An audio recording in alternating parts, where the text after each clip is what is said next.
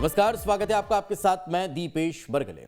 छत्तीसगढ़ में कोरोना बेकाबू होता जा रहा है। 10 जनवरी को प्रदेश में 4000 से ज्यादा नए मामले सामने आए हैं। प्रदेश में ओमिक्रॉन के 4 नए मरीजों की भी पुष्टि हुई है, जिसमें प्रदेश के स्वास्थ्य मंत्री टीएस सिंहदेव भी शामिल है। तो वहीं तीसरी लहर में पहली बार कोरोना से एक दिन में 4 लोगों की मौत भी हुई है। प्रदेश में पंचायत चुनाव में सभाओं पर प्रतिबंध लगा दिया गया है। कुल मिलाकर देखें तो हालात बिगड़ते हैं, तो ऐसे में कई सवाल भी खड़े हो रखे हैं। क्या हमने दूसरी लहर से कुछ सीखा नहीं है? कोरोना के खिलाफ आखिर ये जंग कब तक चलेगी और कब हम इसमें सक्रिय भूमिका निभाएंगे? क्या कोरोना के खिलाफ सरकार की सभी रणनीतियां फेल हो चुकी हैं? कोरोना के बढ़ते मामले आखिर लापरवाही किसकी है? ऐसे बहुतेरे सवाल हैं जिनके जवाब तलाशेंगे। पहले रिपोर्ट देखिए।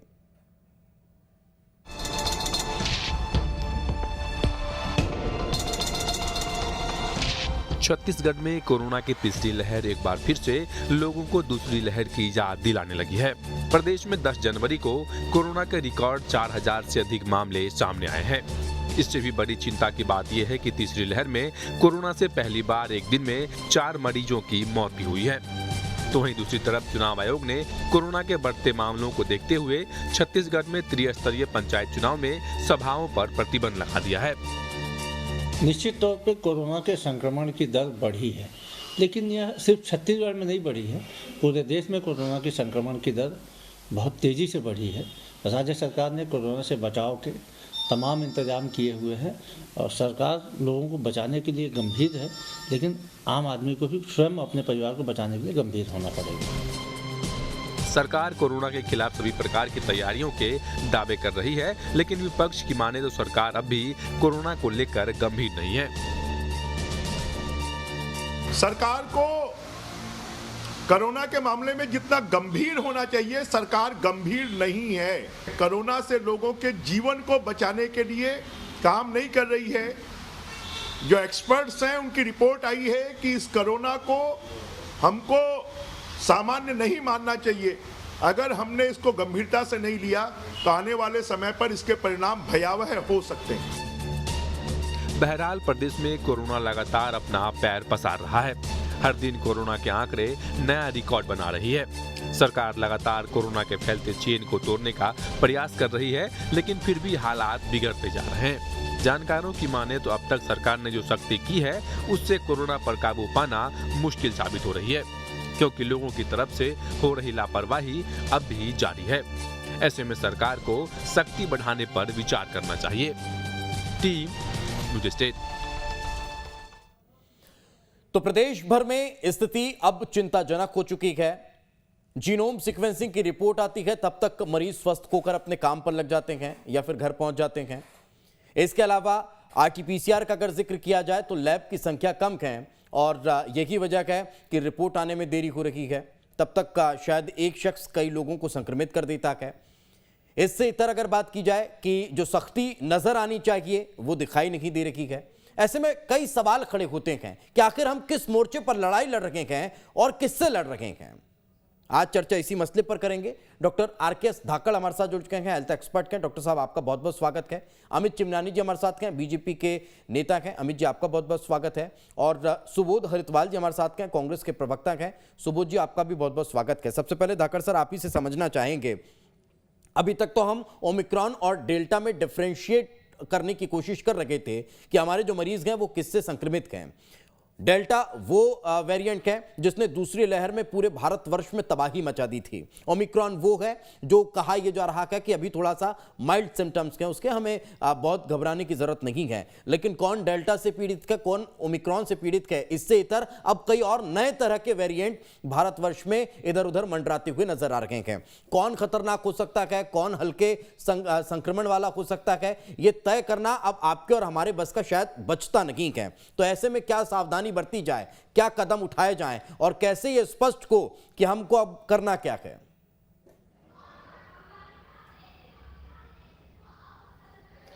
देखिए, बात सही है कि इसके म्यूटेशंस होते हैं, क्योंकि ये एक जीनोम का एक टुकड़ा है, एक आरएनए का एक छोटा सा टुकड़ा है, कोई जीव नहीं होता, ये वायरस है।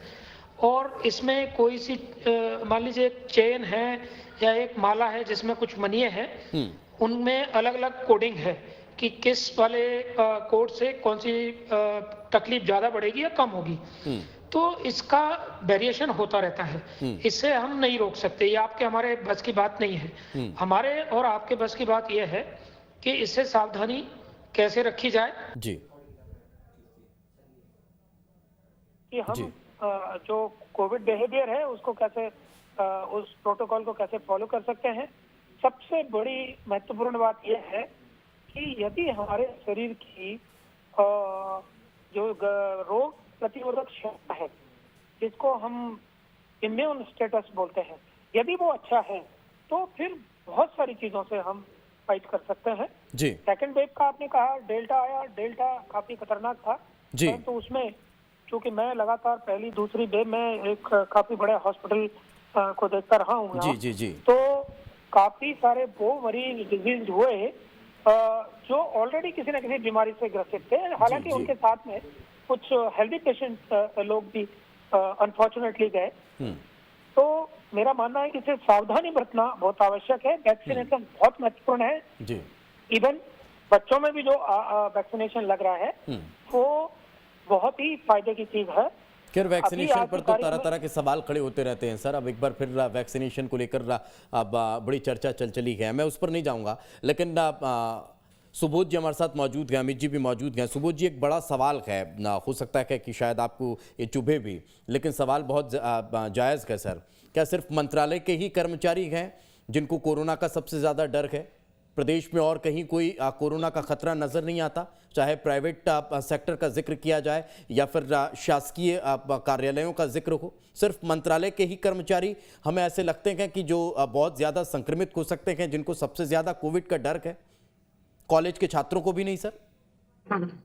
देखिए जी, ऐसी बात नहीं। पहली बात तो छत्तीसगढ़ की सरकार ने कोई पहली सरकार होगी देश भर में जो ऐसा निर्णय लेती है कि सरकारी कार्य भी वर्क फ्रॉम होम के तर्ज पर किए जा सकेंगे। कहाँ हो रहे हैं सर सरकारी कार्य? सिर्फ मंत्रालय सर कोड अनकोड करिए ना सर। सुनेंगे तो आप बात नहीं सुनेंगे तो फिर जनता तक बात कैसे जाएगी? नहीं सुन रहा हूं सर। सवाल भेजना है तो बात अलग है, अगर आपको सिर्फ अपना सवाल जनता तक भेजना है तो बात अलग है। मेरी पूरी बात सुनेंगे तो जवाब दीजिए। मंत्रालय, मैंने वही कहा कि सरकार पहली है जिसने मंत्रालय के कर्मचारियों के लिए ये व्यवस्था की है कि वर्क फ्रॉम होम की तरह, वर्क फ्रॉम होम की तर्ज पर वो लोग काम कर सके। तो जहां पर भी ऐसे मामले ज्यादा से ज्यादा नजर आएंगे वहां पर ऐसी व्यवस्थाओं को लागू किया जाएगा, क्योंकि लॉकडाउन की व्यवस्था लागू करने की स्थिति अभी पूरे प्रदेश में नहीं बनी है। तो जहां पर ज्यादा से ज्यादा अगर क्लस्टर में केसेस मिलेंगे तो वहां पे ऐसे निर्णय लिए जाएंगे। और मुझे लगता है कि स्वागत योग्य निर्णय है। अपने कर्मचारियों की अगर सेफ्टी के लिए सरकार कोई कदम उठाती है तो उस पर सवाल करने से बेहतर है उसे अप्रिशिएट करना चाहिए। नहीं तो फिर मैं यही तो पूछना चाह रहा हूँ ना सर, प्रदेश के लिए मैं यही पूछना चाह रहा हूँ कि सिर्फ मंत्रालय क्यों, प्रदेश भर के सरकारी विभाग के कर्मचारी अगर रायपुर से नया रायपुर पहुंच रखे हैं, अब वो पब्लिक ट्रांसपोर्ट में सफर कर रखे हैं, दूसरे व्हीकल से जा रखे हैं, यहां वहां से पहुंच रखे हैं सर, उनका भी तो परिवार है ना। मैं उस फैसले को बहुत जायज ठहरा रहा हूं कि मंत्रालय के कर्मचारियों के लिए हमने फैसला लिया, बहुत अच्छी बात है सर। वो सेफ रखें, उनके साथ साथ हम मंत्रियों का स्टाफ और उन लोगों को भी सुरक्षित रखें, बहुत अच्छी बात है। लेकिन क्या दूसरे विभाग के कर्मचारी नहीं? क्यों नहीं हम दूसरे विभागों में या प्राइवेट विभागों में 50-50% का रेशियो लागू कर देते हैं? दूसरे मसलों पर भी हम सोच सकते हैं जब प्रदेश में कम्युनिटी स्प्रेड की स्थिति हो तब। सुबोध जी, पिछले बार जब डेल्टा वेरिएंट के समय जब लॉकडाउन हुआ था या लॉकडाउन के जो पहले की स्थिति निर्मित हुई थी, उसमें आपको भी याद होगा, अमित भैया को भी याद होगा कि रोटेशनल पॉलिसी के माध्यम से एक रोस्टर के तहत सरकारी कर्मचारियों को बुलाया जा रहा था, खास करके तृतीय वर्ग के कर्मचारियों को रोस्टर के तहत बुलाया जाता था।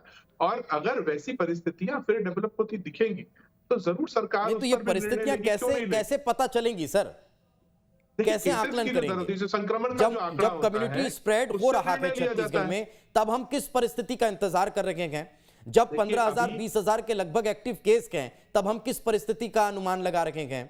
जब लगातार अब हमें यही नहीं पता है कि ओमिक्रॉन का संक्रमण है, डेल्टा का संक्रमण है, या डेल्टा और ओमिक्रॉन का कॉम्बो है, जब हम यही आकलन नहीं कर पा रहे हैं, तब हम किस परिस्थिति का इंतजार कर रहे हैं? कैसे आप कैसे कह सकते हैं कि आकलन नहीं कर पा रहे हैं? ओमिक्रॉन के लिए टेस्टिंग का एक पूरा अलग प्रोसीजर है, अगर आपको जानकारी हो। देश में उसकी बहुत कम लैब है, हमें भुवनेश्वर भेजना पड़ता है। तो ऐसी चीजें जो देश में व्यवस्थाएं कम होंगी तो उसमें समय तो लगेगा।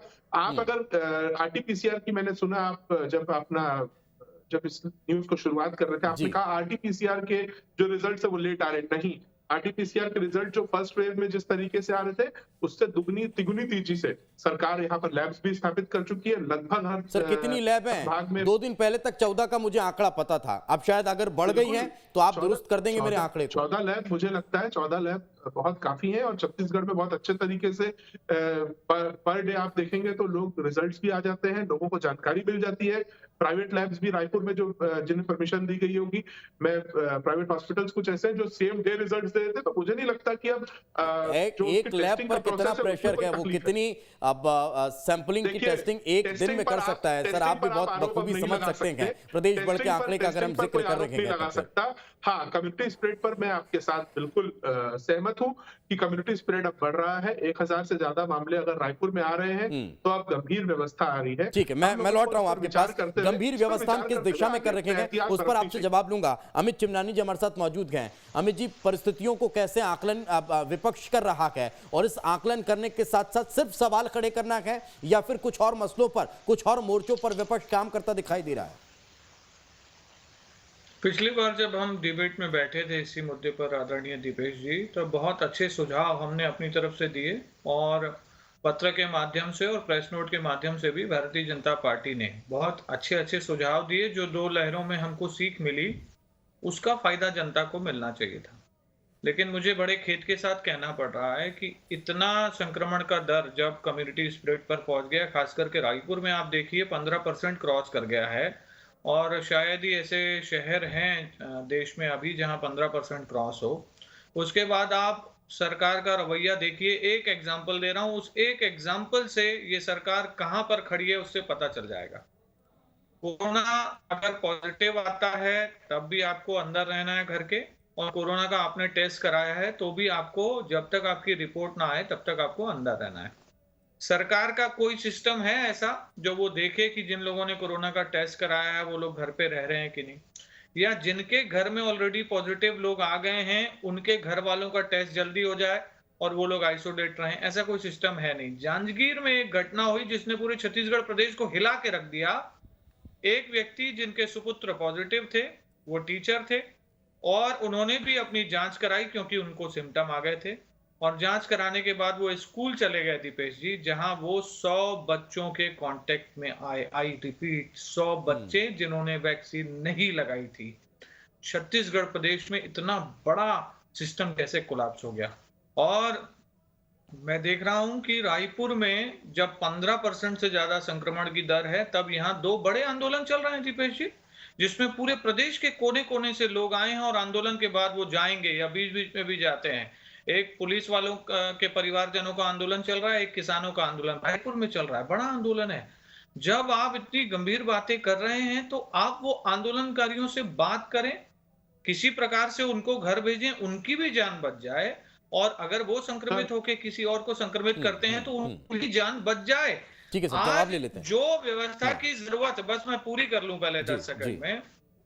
जिस प्रकार से हम देख रहे हैं आंकड़े रोज बढ़ रहे हैं, ये आंकड़े कुछ नहीं है। ये मैं बड़ी गंभीरता के साथ कह रहा हूं कि इससे बहुत ज्यादा लोग संक्रमित हो चुके हैं। चूंकि यहाँ टेस्ट उतने नहीं बढ़ पा रहे हैं तो हमें पता नहीं लग रहा है। हम कह रहे हैं रायपुर में 1000 लोग संक्रमित है। मैं मानता हूं रायपुर में प्रतिदिन 2, 3, 4 हजार लोग संक्रमित हो रहे हैं, लेकिन चूंकि सरकार टेस्ट की संख्या ही नहीं बढ़ा पा रही तो हमें सही जानकारी नहीं मिल पा रही है, और सरकार बिल्कुल भी यहाँ पर नहीं दिख रही है। ठीक है, मैं सुबोध जी जवाब चाहूंगा। 2-3 मसले कहीं ना कहीं अमित जी ने उठाए हैं, और संक्षेप में थोड़ी उनकी बातों को मैं 2 चीजें दीपेश जी जो इन्होंने दिग्भ्रमित किया जनता को, मैं बता देना चाहता हूँ।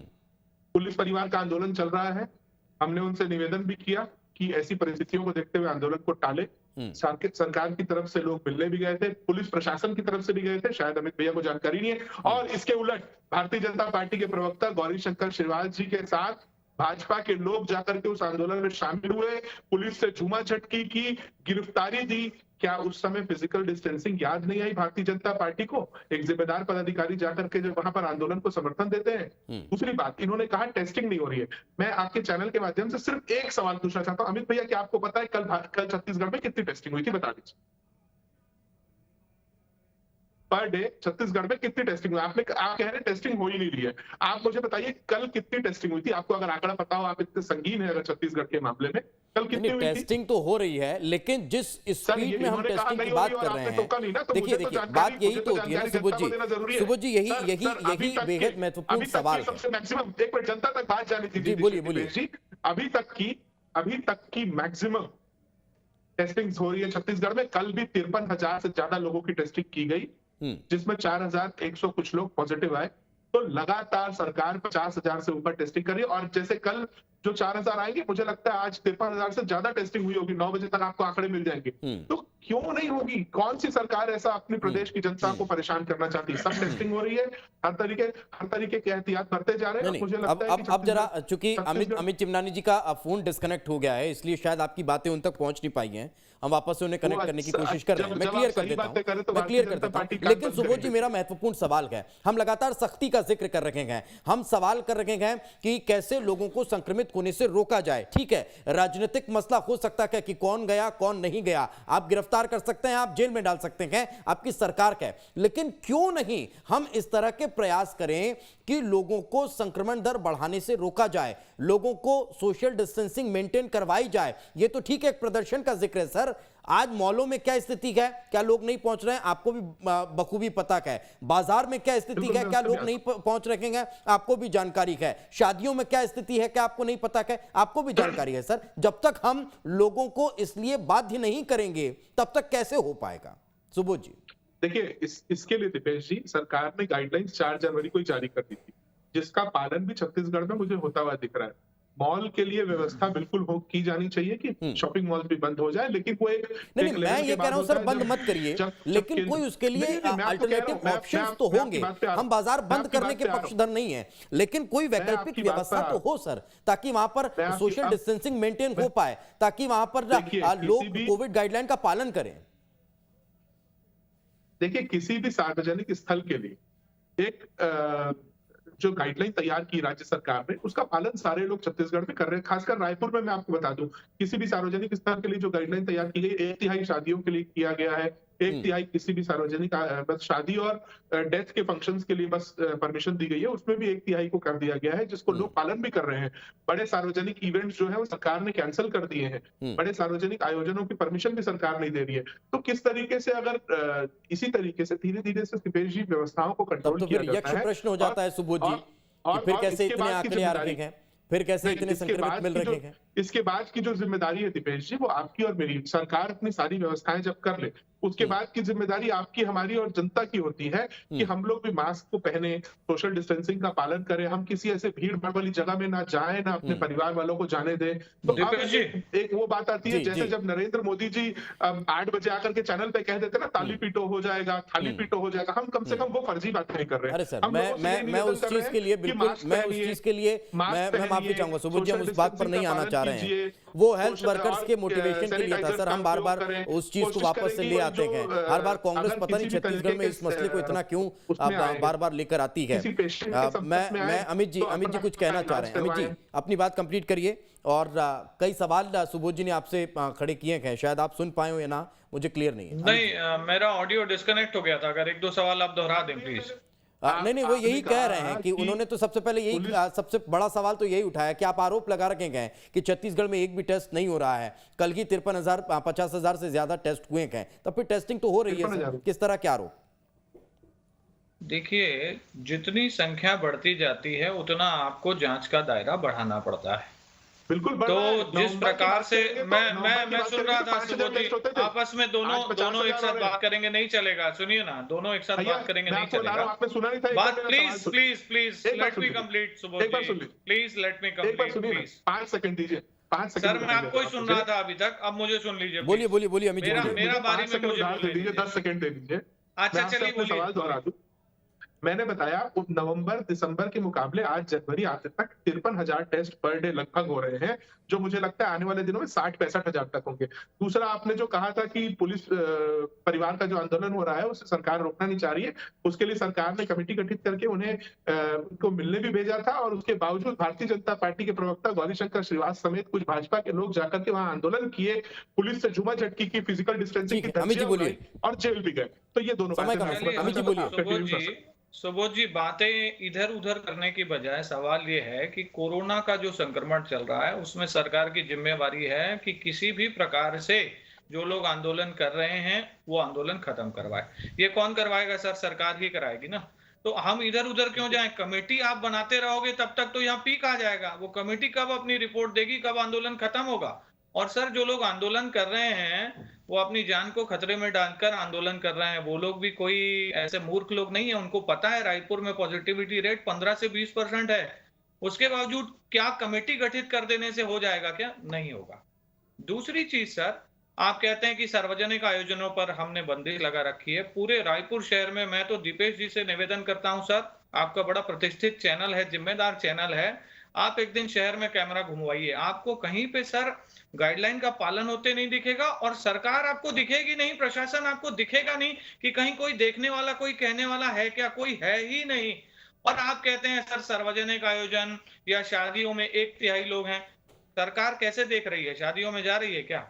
कलेक्टर परमिशन आज भी दे रहे हैं 200 से ज्यादा लोगों की। मैं नहीं कह रहा हूं कि वो परमिशन देगा, बस मैं 10 सेकंड में विपक्ष इस मसले को लेकर क्यों अपनी बात नहीं रखता है? क्यों इस मसले को लेकर आप बाध्य नहीं किया जा सकता है प्रशासनिक कर्मचारियों को, अधिकारियों को कि भाई साहब आप सोशल डिस्टेंसिंग मेंटेन करवा लीजिए? सर प्रतिदिन हम कांग्रेस के नेताओं को, माननीय मुख्यमंत्री जी को प्रतिदिन सुझाव दे रहे हैं, हमारे पास रिकॉर्ड है, समय कम पड़ जाएगा। लेकिन इस बार तो पहले भी नहीं, आप प्रेस नोट पढ़िए ना सर, प्रतिदिन जारी होता है, पेपर में भी छपता है, पेपर में भी छपता है। अरे भैया जाके मिलिए, कल ही हमारे प्रदेश अध्यक्ष ने कहा है कागज की राजनीति नहीं होती अमित भैया। सर सुनिए ना, मैं इसी पे ही आ रहा था सुबोध जी कि कागज में निर्देश दे देने से, आपने बताया ना कि 4 तारीख को हमने निर्देश दे दिया, आप जनता जाने, जनता का काम जाने, ऐसा नहीं होता सुबोध जी। मैं आपके बीच में नहीं बोल रहा था, आपने एक्स्ट्रा टाइम मांगा, मैंने वो भी दिया। आप प्लीज सुनिए, सुनने की ताकत रखिए। सर इंस्ट्रक्शन दे देने के बाद सर बाहर निकलिए ना, अधिकारियों को बोलिए कि बाहर देखें कहां पे कोरोना गाइडलाइन का पालन नहीं हो रहा है, जो लोग नहीं कर रहे हैं कुछ कार्रवाई करके दिखाइए।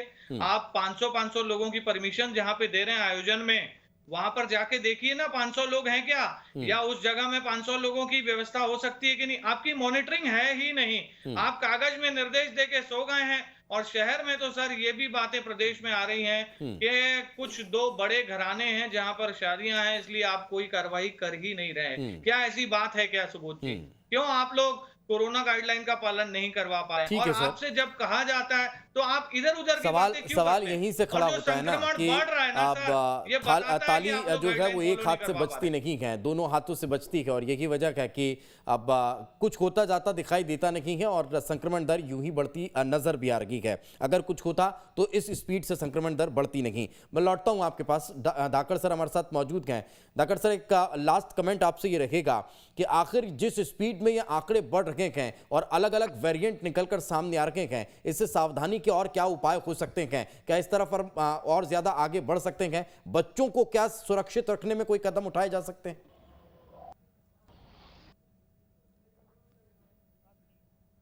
की जो इन्फेक्टिविटी रेट है वो बहुत ज्यादा है, लेकिन उससे सीरियसनेस कम है। आंकड़े बढ़ रहे हैं, चिंता का विषय ये नहीं है। चिंता का विषय ये है कि सीवियरिटी कितनी है। दूसरी बात आपने कही बच्चों की, तो डेफिनेटली बच्चों के लिए जिस तरह से वैक्सीनेशन प्रोग्राम चल रहे हैं वो चलते रहना चाहिए, और उनको चाहे वो सामाजिक लोग हों चाहे राजनीतिक लोग हों, बिल्कुल ये कहीं ना कहीं महत्वपूर्ण है कि वैक्सीनेशन का अभियान तेज होना चाहिए। समय का अभाव है सर, बहुत बहुत शुक्रिया आप तीनों मेहमानों को हमारे साथ चर्चा में जुड़ने के लिए। एक बार फिर आप लोगों से अपील हम यही करते हैं कि अपना बहुत ज्यादा ध्यान रखिएगा, और अगर अति आवश्यक ना हो तो घर से मत निकलिएगा। दीजिए इजाजत, नमस्कार।